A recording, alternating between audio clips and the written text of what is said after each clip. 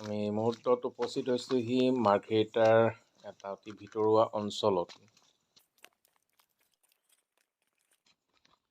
আমাৰ টিবি ৰোগীসকলৰ দুই এজনক পুষ্টিকৰ খাদ্যৰ টোপোলা দিবলৈ এনেকৈ দুৰ্গম ৰাস্তা অতিক্ৰম কৰি আমি আহি আছোঁ। মোৰ সন্মুখত এজন মোৰ সহকৰ্মী মৃদুল গগৈ।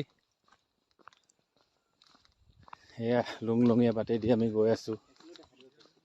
স্বাস্থ্য বিভাগৰ এটা বিনামূলীয়া স্বাস্থ্য শিবিৰ অনুষ্ঠিত হৈছে মাৰ্ঘেৰিটাৰ খাৰিয়া বস্তি নামৰ এটা অঞ্চলত। মৃদুল এইটো হেল্থ এণ্ড ৱেলনেছ চেণ্টাৰ নে? হেল্থ এণ্ড ৱেলনেছ চেণ্টাৰ যে পেচেণ্টৰ ঘৰ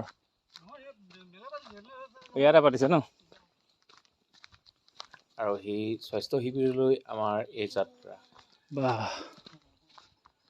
আৰু বেলেগ ৰাস্তা নাই নেকি তালৈ যাবলৈ? এইটো জংঘল জংঘল, সেইখন এখন হাকু, চাগে পাৰ হ'ব লাগিব আমি এতিয়া। এখন হাকু, মৃদুল দা হাকু পাৰ হ'ব লাগিব এতিয়া। বাহ বাপৰে,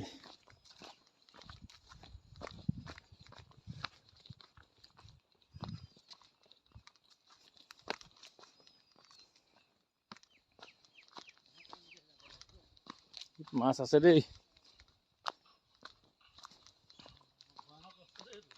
তাকেতো দুৰ্গম দুৰ্গম। এয়া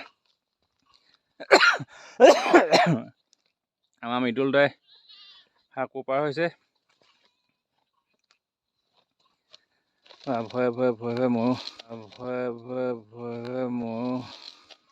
পাৰ হওঁ।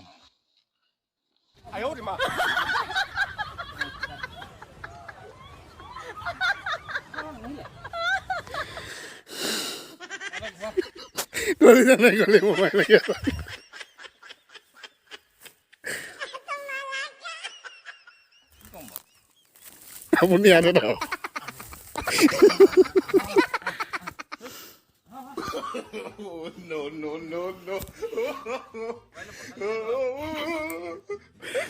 হাঁহি উঠিছে দেই।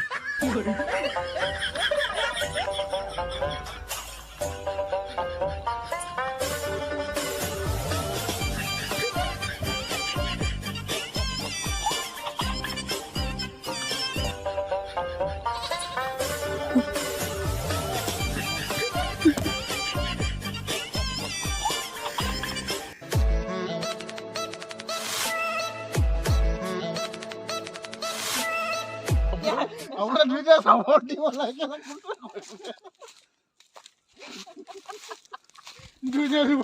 হাকু পাৰ হ'ব নোৱাৰা মোৰ অৱস্থা দেখি আমাৰ ডলফিন ক্লাবৰ সম্পাদক দিব্য আৰু সদস্য সৰুৰ মুখত হাঁহি চাওকচোন। মইহে জানো কেনেকৈ পাৰ হ'লোঁ। হে ভগৱান, আৰুনো কিমান দূৰ। জুবিন গাৰ্গৰ দৰে ক'ব মন গৈছে, এই যাত্ৰাৰ শেষ ক'ত মই নাজানো। উফ।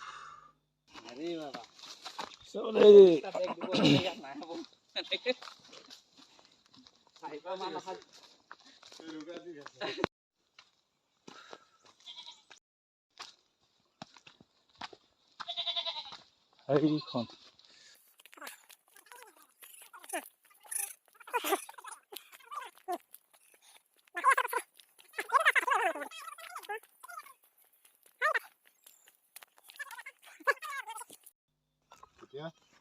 অৱশেষত আমি উপস্থিত হ'লোঁ আমাৰ গন্তব্যস্থলী।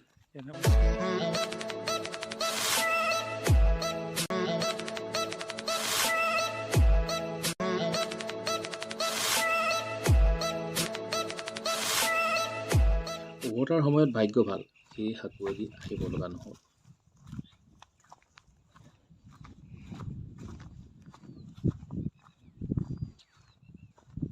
এইডোখৰতো জপিয়াই দিব পাৰিলে এইটো নাই বেছি।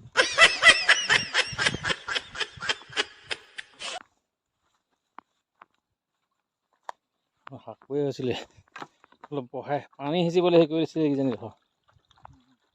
পানী দি ভেটা, বাপৰে।